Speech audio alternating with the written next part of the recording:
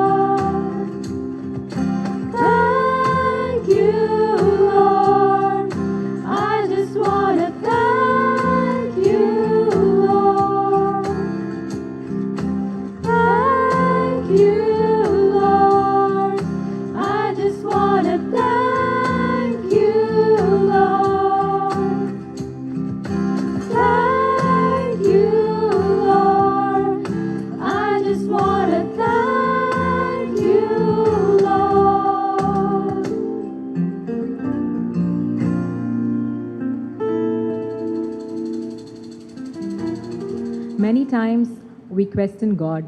Why should we praise Him? Why should we thank Him? When we cannot see the light at the end of the tunnel. When there just seems to be no deliverance. We just keep waiting on God. But God says in Ecclesiastes 3 that He does everything beautiful in its time. And through this process, all we can do is thank Him and praise Him. We keep praising God for so many reasons, so many thousands and 10,000s of reasons, and there's so much more. Let's keep praising God.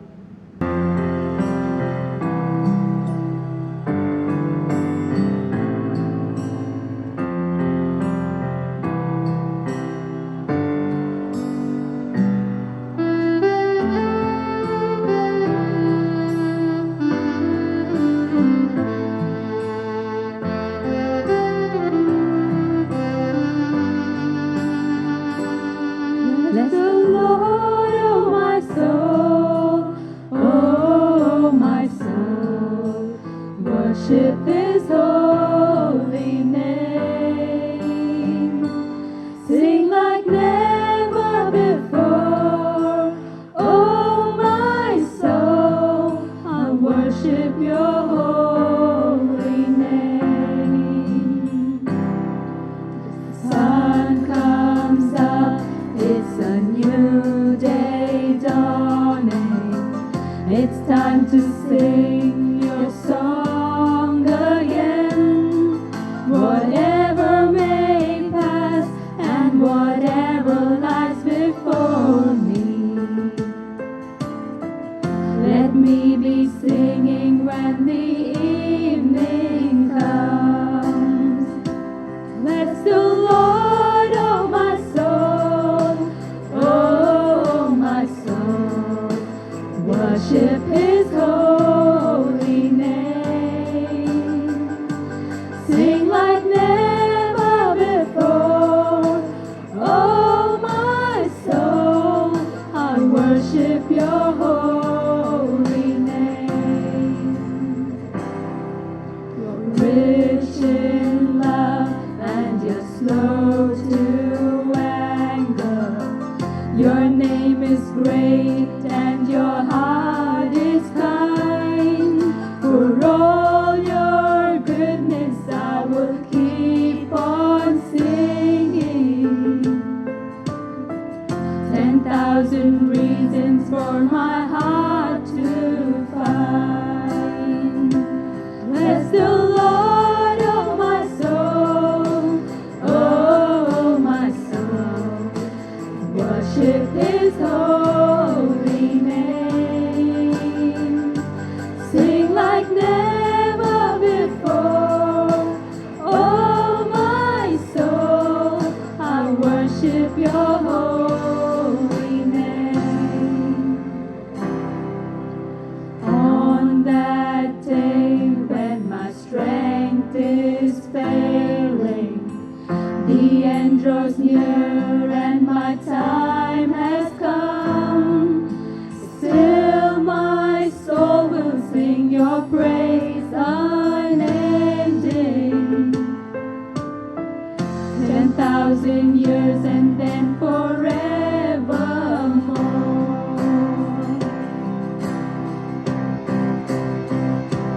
Bless the Lord, oh my soul, oh my soul, worship His holy name.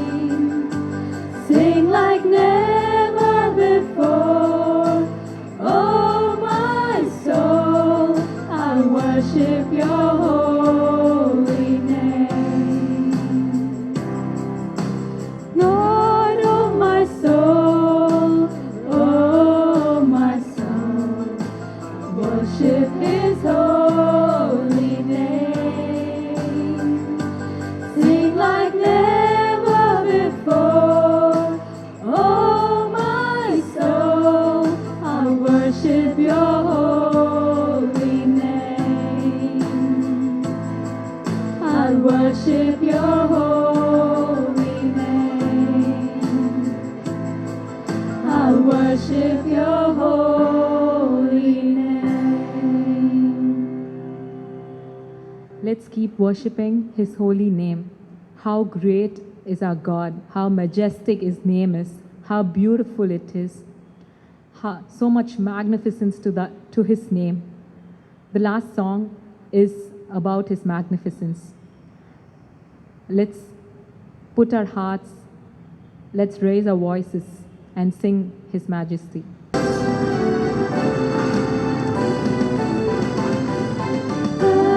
Majesty, worship his majesty. Unto Jesus be your glory, power, and praise. Majesty, kingdom, authority, flow from his throne unto his own, his anthem raise. So exalt, lift up on high the name of Jesus. Magnify, come glorify Christ Jesus the King. Majesty, worship his majesty. Jesus who died, now glorified, King of all kings. Majesty, worship his majesty. Unto Jesus be your glory, power, and praise. Majesty, kingdom, authority, flow from his throne unto his own, his anthem raise. So exalt, lift up on high the name of Jesus. Magnify, come glorify Christ Jesus the King. Majesty, worship his majesty. Jesus who died, now glorified, King of all kings.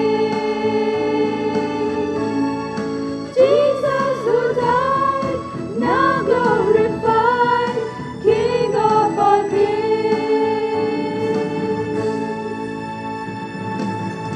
Let's pray. Majesty, we come under your wings, Lord, for your protection. Lord, we thank you for bringing us safely throughout the past week. We thank you because you are leading us into the coming weeks, Father. Lord, we praise and glorify your name. And Father, when circumstances become difficult, when disappointments, difficulties, and hardships come to us, Father, Lord, we pray that you help us to lean not on our own understanding, but trust in you, Father. Trust completely in you, Father. We pray that your grace will renew us as we wait on you, Lord. Thank you for being with us, Lord. I place all this in the most precious name of the Lord and Savior Jesus Christ. Amen. Dear brothers and sisters in Christ, I greet you all in the precious name of our Lord and Savior Jesus Christ. We thank the Lord once again for the privilege that He has granted us to meet together as congregation, as family of God, to praise Him and thank Him and to worship Him and to receive all the blessings that He has planned for us this day. I invite all of you to join us in this worship service. This Sunday is being observed as Women's Sunday by the diocese. So we are going to have the reading by the Women's Fellowship members and also special singing by the choir and also by the Women's Fellowship. And we are going to have a guest preacher today who will share the word of God with us during the worship service. May the Lord Almighty meet us and bless us as we participate in this worship service. Let us bow our heads down and spend a moment in prayer. Thank you, dear Father, for this opportunity that you have granted us. Thank you for your care and concern for us, which we have experienced the days past. We look up to you, dear Master, for your continued blessings upon us, and help us to hold on your hands and to walk along with you in your ways and in your path, so that we may receive all the blessings that you have kept in store for us. Be with us all through this worship service. Inspire us so that we may worship you in spirit and truth. In Jesus' matchless and wonderful name we say this prayer. Amen. Enter his gates with thanksgiving and his courts with praise. Give thanks to him, bless his name. For the Lord is good. His steadfast love endures forever, and his faithfulness to all generations. Oh, come, let us worship and bow down. Let us kneel before the Lord our Maker. For he is our God, and we are the people of his pasture, and the sheep of his hand. Oh, that today you would listen to his voice. Who shall ascend the hill of the Lord, and who shall stand in his holy place? Those who have clean hands and pure hearts, who do not lift up their souls to what is false, and do not swear deceitfully. To the Lord our God belong mercy and forgiveness, for we have rebelled against him, and have not obeyed the voice of the Lord our God by following his laws, which he set before us by his servants the prophets. The sacrifice acceptable to God is a broken spirit. A broken and contrite spirit, O God, you will not despise. Jesus said, "Come to me, all you that are weary and carrying heavy burdens, and I will give you rest. I will get up and go to my Father, and I will say to him, Father, I have sinned against heaven and before you." Altogether, let the words of my mouth and the meditation of our hearts be acceptable to you, O Lord, my rock and my redeemer. Almighty God, we are coming to your presence to offer you through our Lord Jesus Christ a worship and thanksgiving. Help us to make a true confession of our sins and to pray for others as well as for ourselves. Grant that by our listening to your holy word, we may know more truly the greatness of your love and show forth in our lives the fruits of your grace. Through Jesus Christ our Lord. Amen. The Lord is merciful and gracious, slow to anger, and abounding in steadfast love. He will not always accuse, nor will he keep his anger forever. He does not deal with us according to our sins, nor repay us according to our iniquities. For as the heavens are high above the earth, so great is the steadfast love towards those who fear him. As far as the east is from the west, so far he removes our transgressions from us. As a father has compassion for his children, so the Lord has compassion for those who fear him. Let us confess our sins in silence. Let us remain in silence and examine our hearts in the presence of the Lord.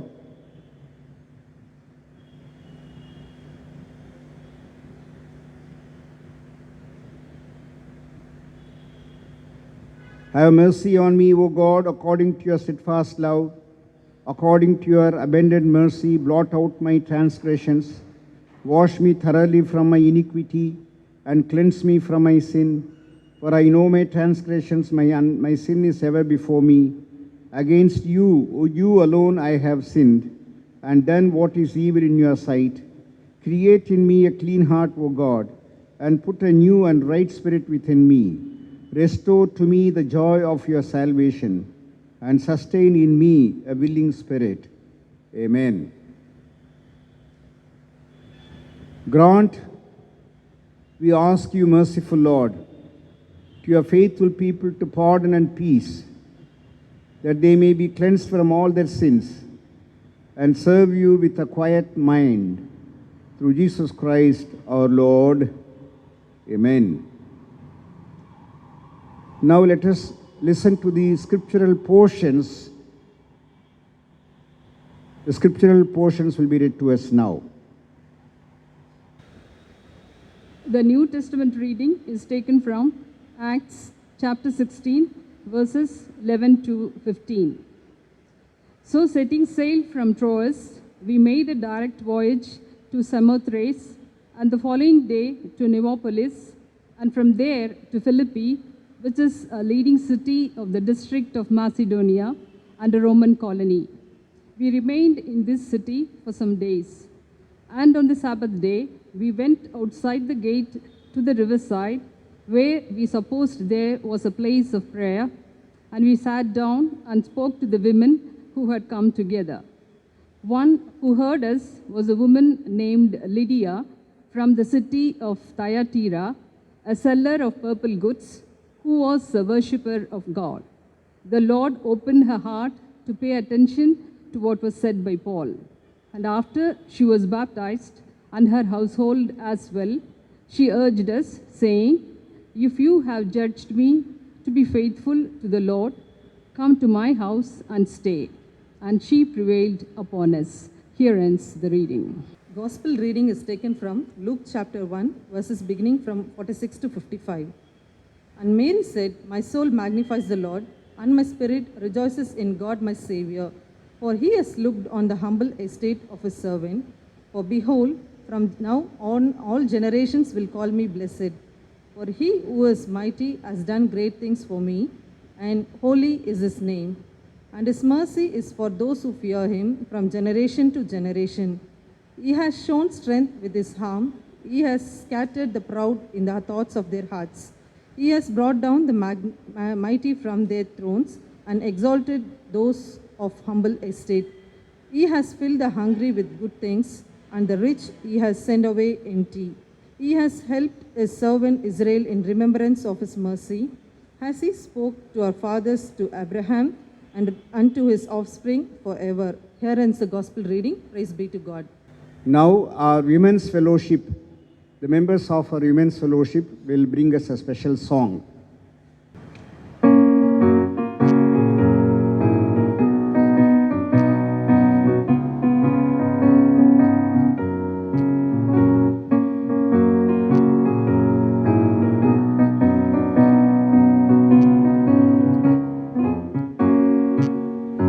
I'm rejoicing night and day as I walk the narrow way, for the land of God in all my life I see.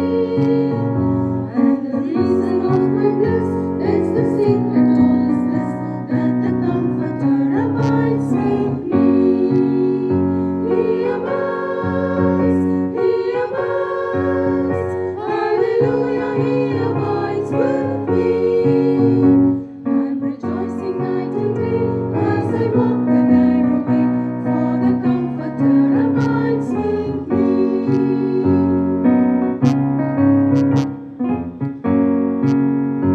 Once my heart was full of sin, once I had no peace within, till I heard how Jesus died upon the tree.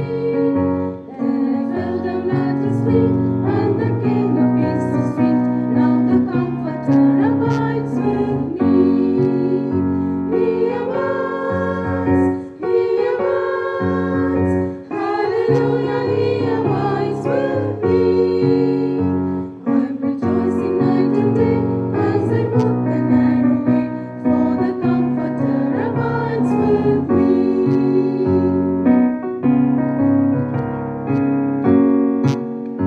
He is with me everywhere, and he knows my every care. I'm as happy as the bird, just as free. For the Spirit has control, Jesus satisfies my soul, since the Comforter abides with me. He abides, hallelujah,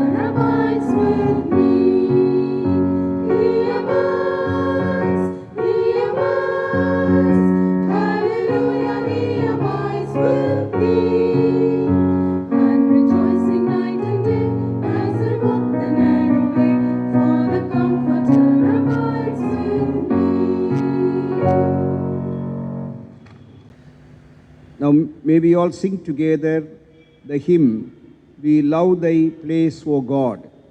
We love thy place, O God.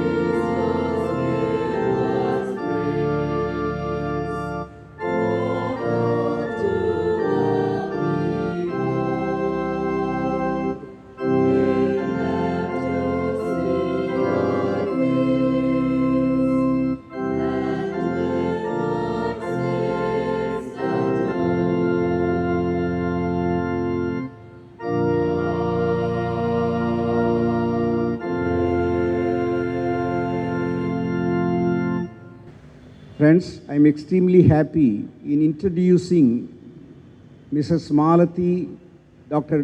Malati Satyasekhar to you this morning. She is going to be our guest preacher who will be bringing God's message to us.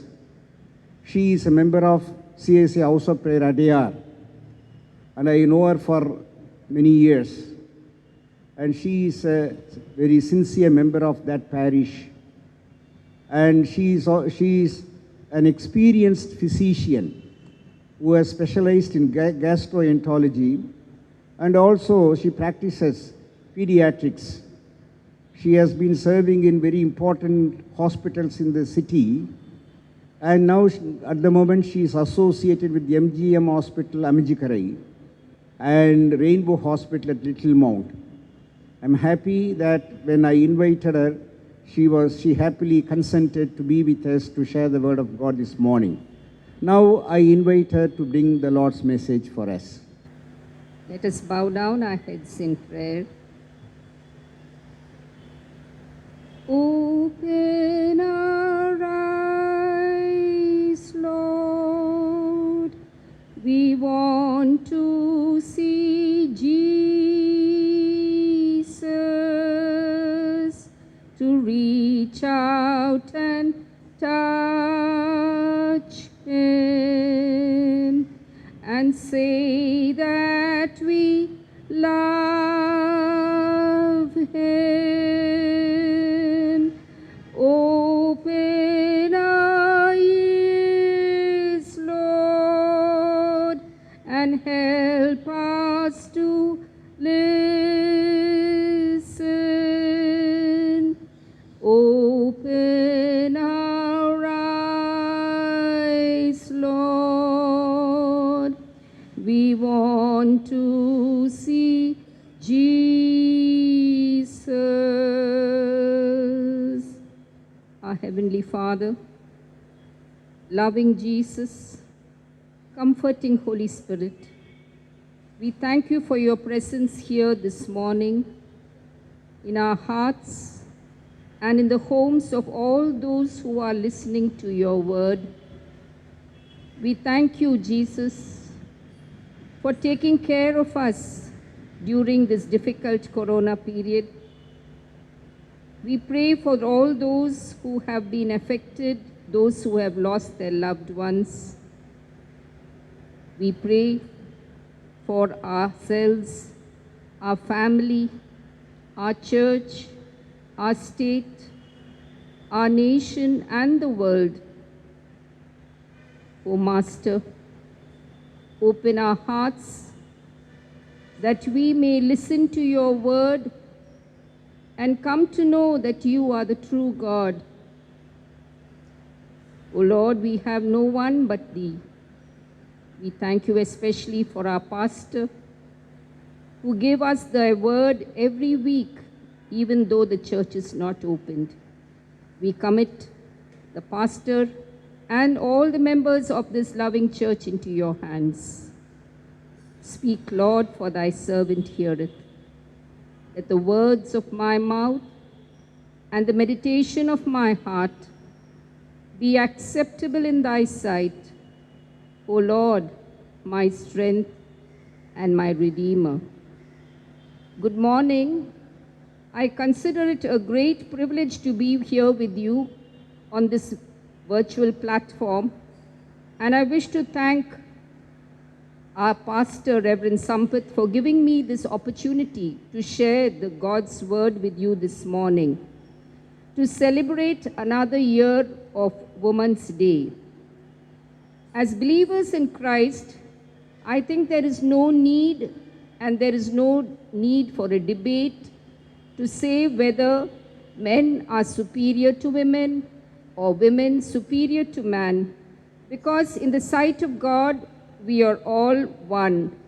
We are all one in the body of Christ, and we are being prepared to be the bride of Christ, to be the body and to be the bride, holy, unblemished, to be presented to him, the King of Kings and the Lord of Lords, who will be coming soon. Today, the topic of this message is women as change makers. I would just like to change the topic, because you know that in Proverbs 14:1 it is written, a wise woman can build a home, but a foolish woman can destroy a home.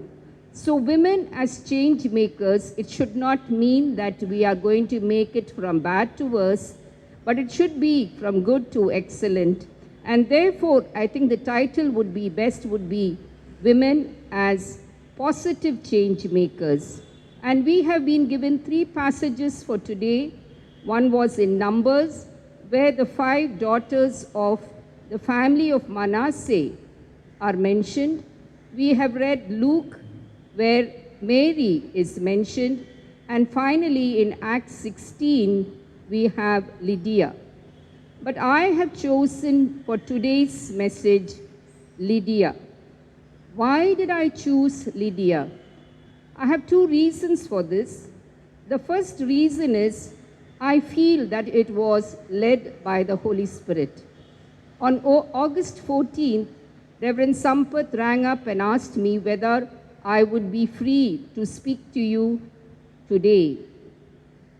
I had to say yes, because I know that he, as the man of God, would only ask people after praying. So it was not Reverend Sampath who was asking me this, but I knew that it was God asking me this question through Reverend Sampath.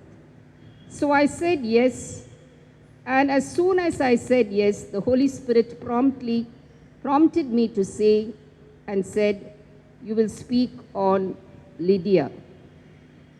That evening, Reverend Sampath sent me the passages and the title of the topic.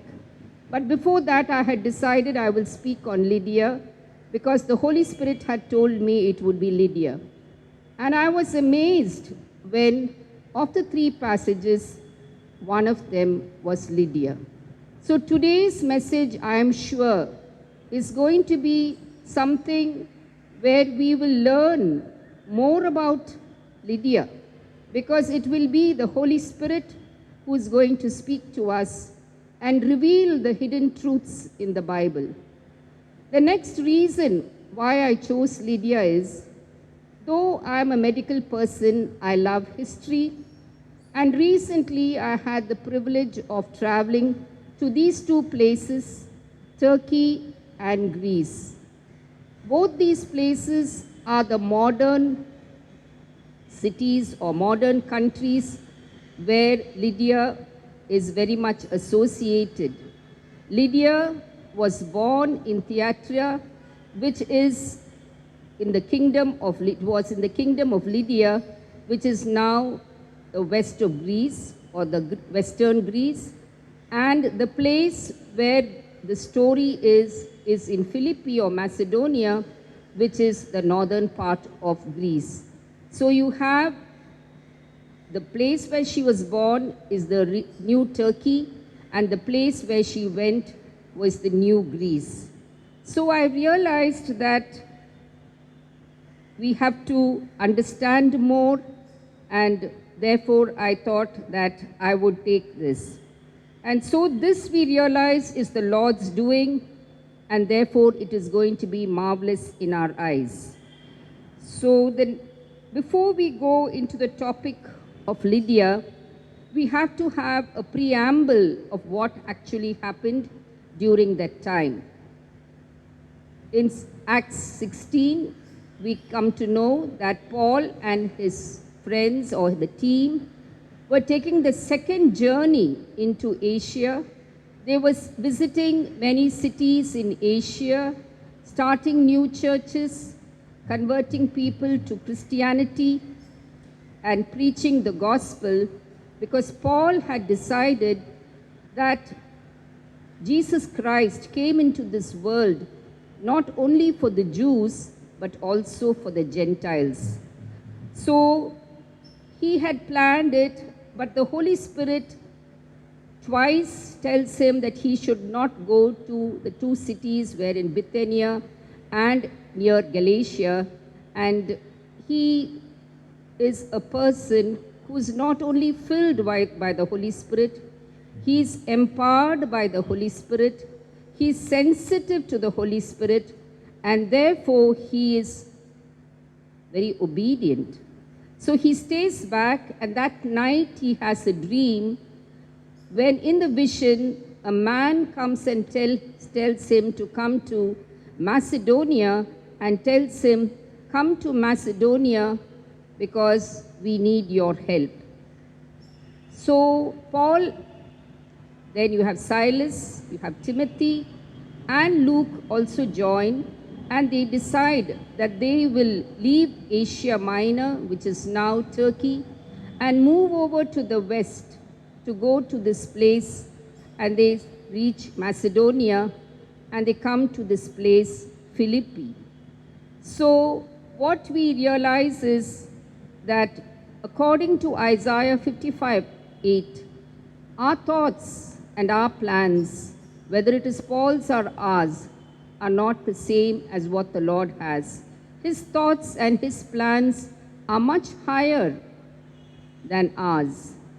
So these four do not know where they are going, they do not know what is in store for them, and they reach Philippi or in Macedonia. Now, who is this Lydia? Lydia means a beautiful one, and in Acts chapter 16, verse 14, Luke very clearly explains who this Lydia is. And it is very surprising that Luke, as a doctor, is able to give so many points about Lydia just in those two verses in 14 and in 15. And what is mentioned is, when we read at verse 14, there was a certain woman named Lydia, a seller of purple of the city of Thyatira. Thyatira, as I told you earlier, was in the kingdom of Lydia, which was in the west of Asia Minor, near Constantinople. And here she lived, and this was a very rich place. It had many associations and guilds. One of them was the dye industry. This Thyatira is also mentioned in Revelation chapter 2 as the third church or the corrupted church. We do not know much more about Lydia, who was her husband. So Bible scholars feel that she may have been unmarried or she may have become a widow early in life. What is amazing is 2000 years ago, we meet a woman who travels 480 kilometers from Thyatira, which is now in modern Turkey, to Philippi, which is now in modern Greece, to sell her trade. This is amazing. And in a world, even at that time, where business was very competitive, she, as a single woman, moves over to face this competition. So what we learn as we read in 2 Timothy 1:7, God does not give us a spirit of fear, but He gives us a spirit of sound mind, love, and power. Sound mind, love, and power. But many of us are always afraid. Fear is protective at some times. If you see a snake, you have to be afraid. But we should not have the spirit of fear. The spirit of fear is destructive. Constantly getting scared of things which are not there. What if I get corona? What if I become positive? What will happen when I return? What will my neighbors think of me? What will happen to my children? This spirit of fear is not given by God. And this is very, very important. And this is the lesson we learn in that first part where we meet Lydia, a bold woman, a woman who did not have this spirit of fear. Second, we come to know what was her trade. They say that she was a seller of purple. Purple denotes dignity, royalty, and this was used for the kings, for the royal people, the elite people. It was a color which was costly. It was also having a very political identity also, because this color agent was got from a mollusk called a musker. Very small amount was obtained, and you needed 1,000 musks or mollusks to make one gown. So the cost of getting a purple garment was very much. It was a very pricey garment, and therefore it was only worn by the rich people and especially the people who sat on the throne. And therefore, if Lydia had to sell this, we realize that she must have also become rich, because she had met with the elite group. She had to maintain her dignity, her attire, the way she walked, the way she moved, the friends with whom she met, because she could not sell this to people who did not have money. So she has come to a place where she is called the seller of purple. That means she must have been very popular and she must have done a good job. So what Bible scholars feel that Paul would have remembered Lydia when he wrote this line in Romans 12:1, not slothful in business, fervent in spirit, serving the Lord. And what the lesson we learn is, whatever we do, we have to do it heartily for the Lord and not unto men. For us, whatever business or whatever work, whether as a teacher, whether you sell purple or you sell something like pottukadala or popcorn, or you're a teacher or you're a professor, God should be your boss and God should also be your partner. So you should work along with him, work for him, not for men, not being slothful, be interested, have the passion for work. So now we come to a very important part of it. How was her spiritual life? And here Luke very clearly gives us some points which is very important for us as we listen to that. Her spiritual life was in verse 14, we read that, which worshipped God. Lydia worshipped God. This word at that time was used for people who were also called as God-fearers. These people worshipped God, they attended synagogues, but they had not converted to Judaism. That means they did not know much the depth of the gospel, nor about Jesus Christ, and therefore they were also called as God-fearers. The fear of God is probably the most important quality a Christian must have to have a proper relationship with God. The Bible repeatedly claims that the fear of God is the beginning of wisdom. We see that when we read about Cornelius, he had the fear of God. When we read about Job, we read that he had the fear of God. So these people who in this book she was called as worship God, actually meant they were God-fearers, they had fear of God, and this is the fear of we should all have. We have fear for so many things. We have fear for the darkness, we have fear for someone might come into our house, we have fear that tomorrow we may not get our ration, we are afraid that we may not have money, but all these fears are nothing. The only fear we should all have is the fear of God. And these fears, God will take care. And therefore, we also realize that you may worship God, but you may not know him completely. And that's why Paul writes that I may know him. So you may sit, you may attend the church, you may come, you may worship, but you should come to know God.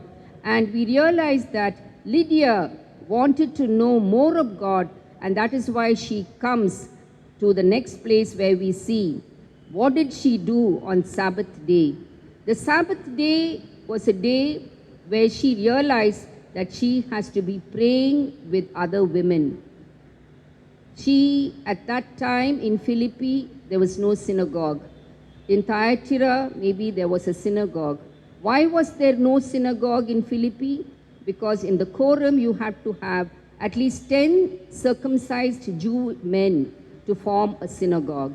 And so because there was no synagogue, the custom of these people, either Jews or those Gentiles who were just coming into Christianity, was to gather together outside the city near the riverside and start praying.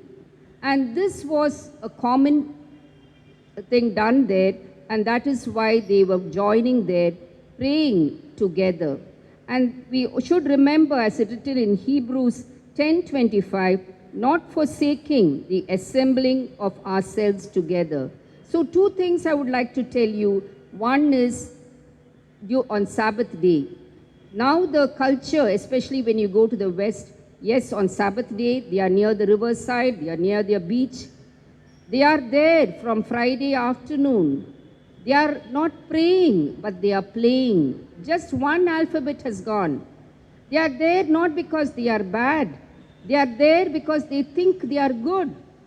They think they do not need God. They are good. So why do we need God? Only bad people need God. This is the lesson which Satan tells you and keeps you away from God. Everything, yes. We don't lie, we don't cheat, we don't kill, we don't drink, we don't smoke, we don't go after other people. We and our family and our friends, we are enjoying. This is our holiday. And they have gone away to the waterside. Yes, they are on the waterside, but remember what Lydia and her friends did.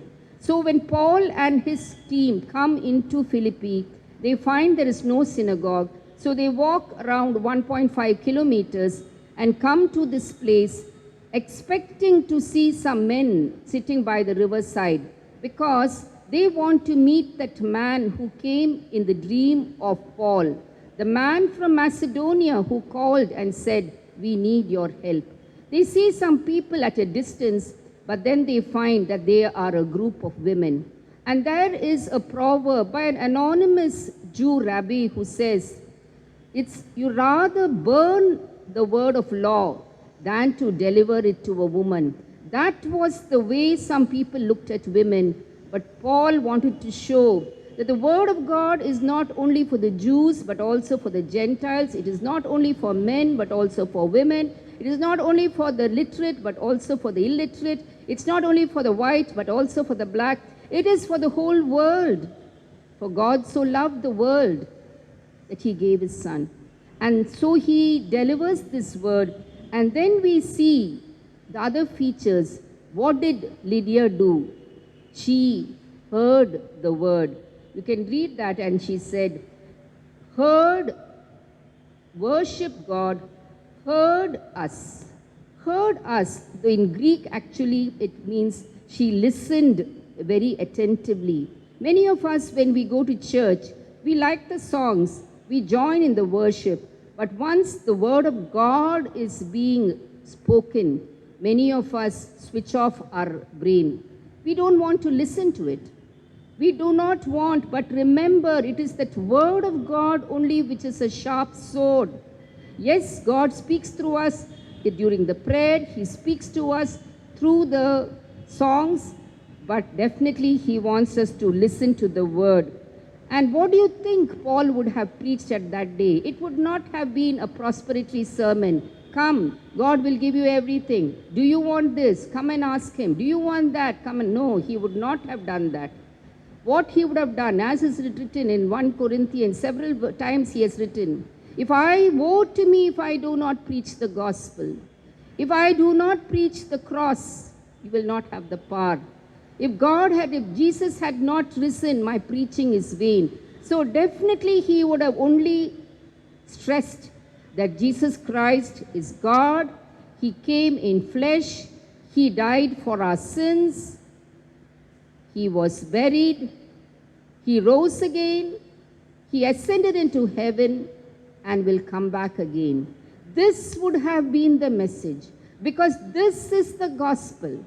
So whenever you listen to message, one, you do not listen to a message. We do not listen to messages. Or sometimes the wrong message comes falling into our ears. And we just love to listen to that type of message. So if you hear a message where Jesus Christ and the cross are not mentioned, nothing is mentioned about the resurrection and the power of resurrection, we realize that it is only man-centric and not God-centric. So she listened attentively, and that is very, very important. So we realize the few things about Lydia. I hope you are taking into account. And then we see she not only listened to the word, she attended to the word. It is written in in the verse 14 only. She attended unto the things which were spoken of Paul. What does attended to the things mean? Is she did what Paul spoke. So it's just not hearing, but we should be doers of the word. So we realize that one, she was a bold woman because she did not have the spirit of fear. She worked diligently. She did not sloth in business. Then we realize that she worshipped God and she feared God. Then we realize that she, on Sabbath day, she did not go out just to make more money. She could have easily gone and sold some more purple, made more money. But her life was that she should be at the feet of Jesus on Sunday, or the feet of our Lord. And this should be what we should also consider. And then we see what happened. Something very unusual happens is her heart was opened. Whose heart the Lord opened. What does that mean? Once you allow Jesus to enter into your heart, that step we have to do. Once you allow Jesus to enter into your heart, He opens our heart to show the small things that we might have which will interfere with our sanctification. He opens it out and lays it for us so that we can surrender everything to Him. Because the Word of God is a sharp sword and it will lay it open, and He changes this heart. He changes his heart, and therefore David also says, "Create in me a clean heart, O God." And in Ezekiel it is written, God changes our stony heart into a heart of flesh, a heart of compassion, His love, so that we are like Him. And therefore, when we open our hearts to Jesus, He opens our heart, and then we realize where we are, what we should do. And therefore, once she does this, what is her response? There should be a change. Once Jesus comes into our heart, there will be a change. Once we accept salvation, there will be a change. If we have not changed, we can be rest assured that He has not entered into our heart. What was her response? Her response was she got baptized. She and her household. She could have stayed quietly. I will be a secret Christian. I will not tell, because my clients may not buy anything from me. They may not come to me. My friends might not like me if I join this group. But she obeyed what Paul said. And as in the commandment, repent and be baptized, she wanted to show the people around her that yes, her sins had been buried with Christ as she went into the water. And when she came up, it was a new life, and that was it is symbol of baptism, where it is a representation of what is going inside. And coming out of the water is also saying, yes, I will be resurrected like Jesus Christ. So this was her response, and immediately, though once after her heart was opened, she opened her house also to these people. Yes, it is written that you have to show hospitality. In Romans we read that. Hospitality is very important because at times it may be to angels. But in 2 John we read in 7 to 10, at this present time we have to be careful to whom we open our houses. We read the Shunammite woman who was able to identify this is the man of God, and therefore she tells her husband and builds a room. And therefore we should know whether these are the true prophets or the false prophets. Are they spirits of Antichrist coming into our house? They may not talk anything about Jesus being the Son of God. And then you must realize, so all of us should have the spirit of wisdom and discernment before we let in people. And that was very important, and Lydia had the spirit of discernment. And finally we know that after this story, two events happen. The spirit of divination in that lady, and Paul and Silas being put in prison, and the jailer and the family being converted. And in verse 40 we read, what do we read in verse 40? They all come back to Lydia's house, and they find brethren there. That means, what did Lydia do? By that time, she had started spreading the gospel, and men joined her. And therefore, she started the first church in Europe. Lydia was the person who started the first church in Europe. Lydia was the first convert in Europe. And now we know how Christianity spread by this woman who was bold, who had this spirit of power to work, who had this ability to listen to the word, to obey the word, to open her heart for God, and to open her house for God. And therefore, it is the lessons we learn also is, have we made our homes church? Yes, we are the temple of God, but during this time of Corona, have we opened our house for people to worship in our own family? Do we sit together at the time of worship and take the time seriously when our pastor is giving the message? Or do we just do something and take it for granted? One person cooking, one person doing something else, and the TV is just going on, the computer, the YouTube going on. We should take it seriously and have this, make our church so that it continues to be a service in our places also. So she was baptized and her household also, and we realized that she entreats them to come to her house. And this is the way we should show hospitality for the saints of God. So I would like to conclude that we have learned a lot from Lydia. Lydia was a bold woman who traveled even 2000 years ago, 480 kilometers, and because she did not have the spirit of fear. Lydia was a lady who worked hard, who worked with passion, and she did not have anything with her to work. Whatever work we are given, we should do that. Third is, Sabbath day was very important for her. Even though there was no church, even though there was no synagogue at that time, she went and she joined with other ladies to pray. And when the word of God was given, she listened attentively. Her mind was not sitting on what business she would do, whom she should contact, what people she should meet, but she listened to this word. And when Lord saw this, her heart was like the deer thirsting for the work. Her soul was thirsting for the word.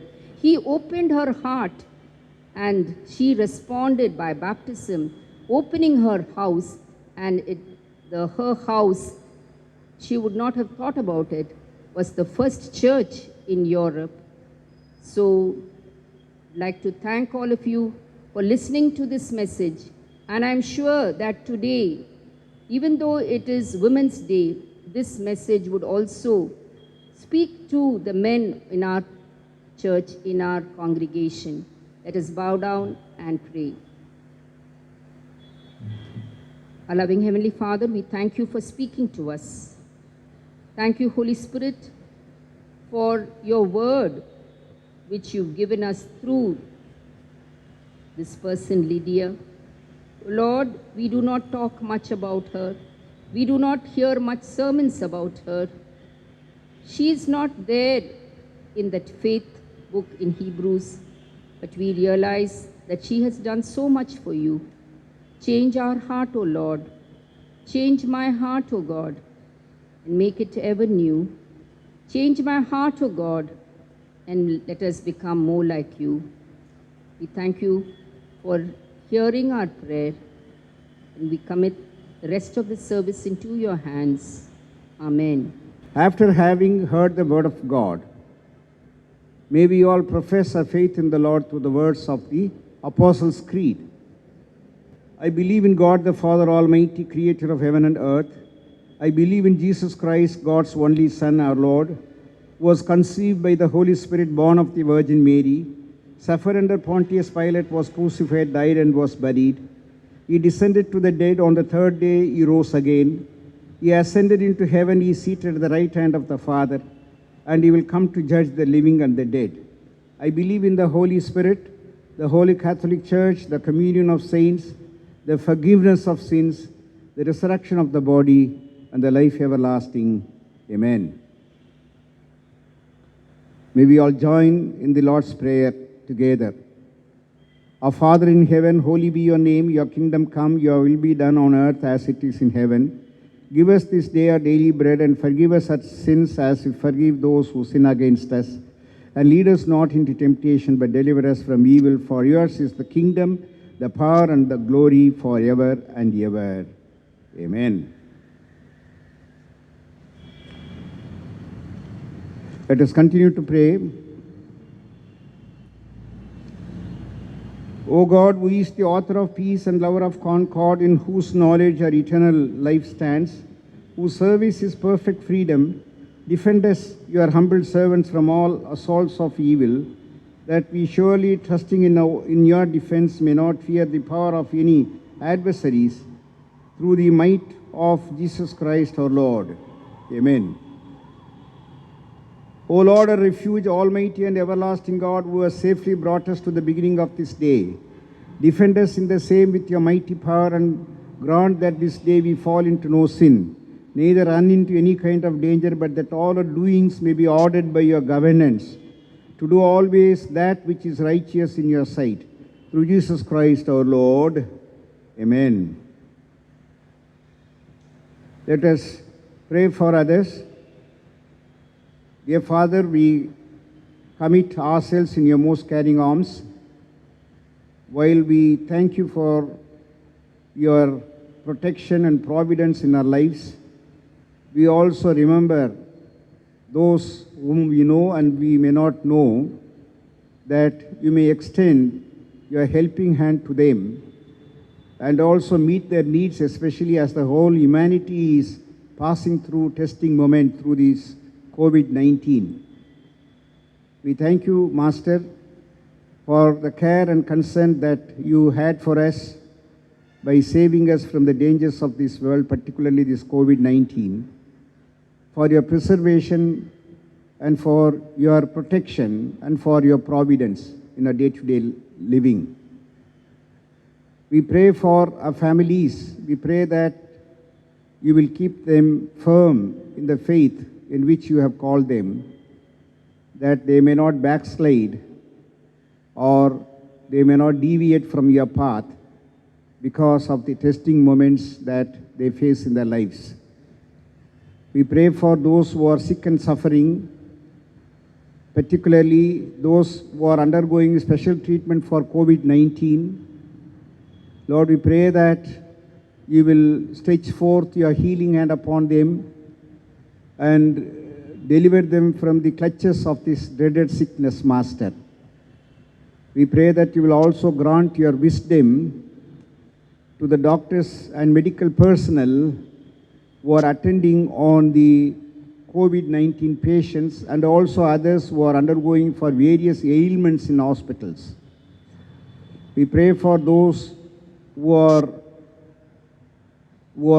under treatment in different hospitals.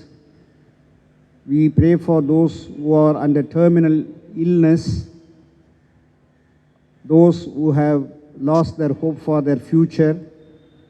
Lord, we pray that you will show your love to them and revive their faith on you, dear Master, and also instill hope in their hearts that you will not forsake them, you will not leave them in their struggle in the day-to-day life. We pray, dear Master, that you will grant them miraculous healing by receiving your healing in their body, mind, and soul. They may stand before this world and be your testimonies before other people. We pray for those who are poverty-stricken, those who have nothing for the day-to-day living, people who are marginalized, who are pushed to the brim of the society, who have no means for living. Master, we pray that you will not let them go without experiencing your providence in their life, Master. And we pray that you will also inspire the hearts of many so that they may rise up to the situation and share the resources with such people that their needs will be sufficiently met.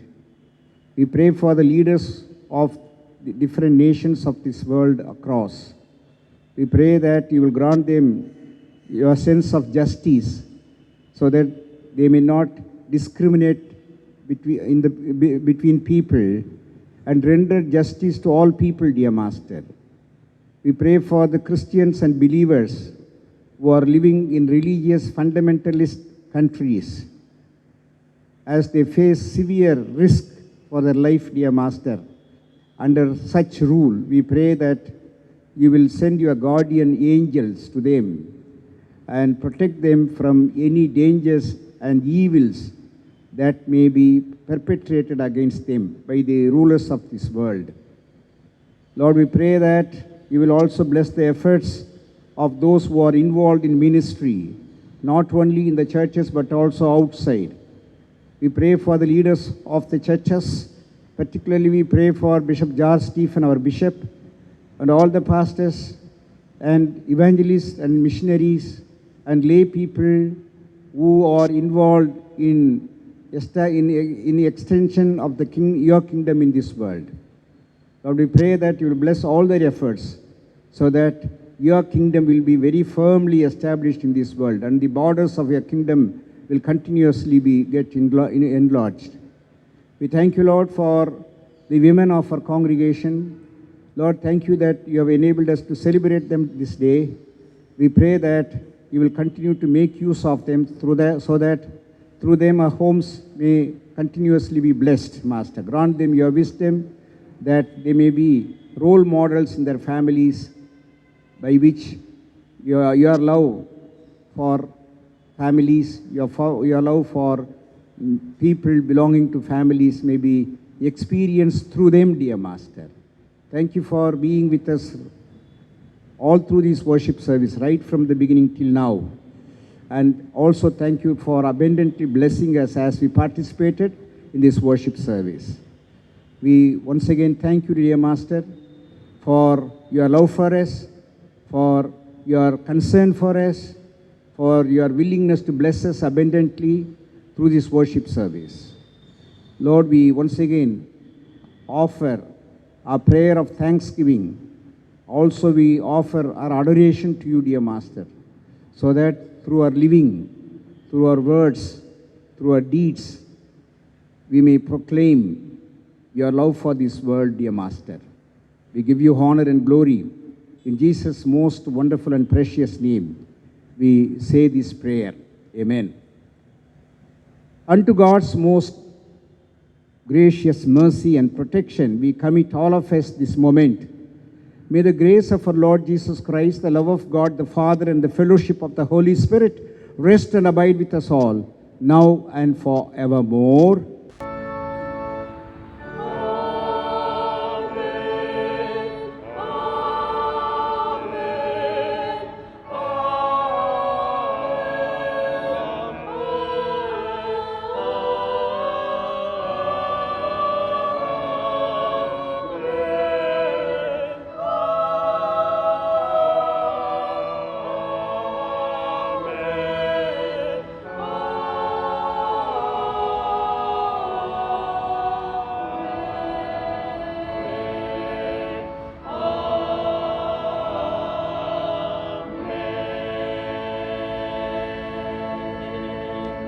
May we all sing together the hymn, Great is thy faithfulness, great is thy faithfulness. There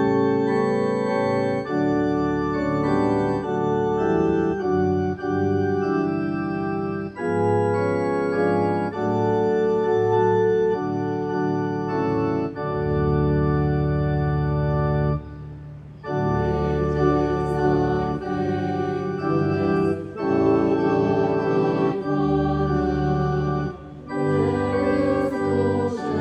no shadow of turning with thee.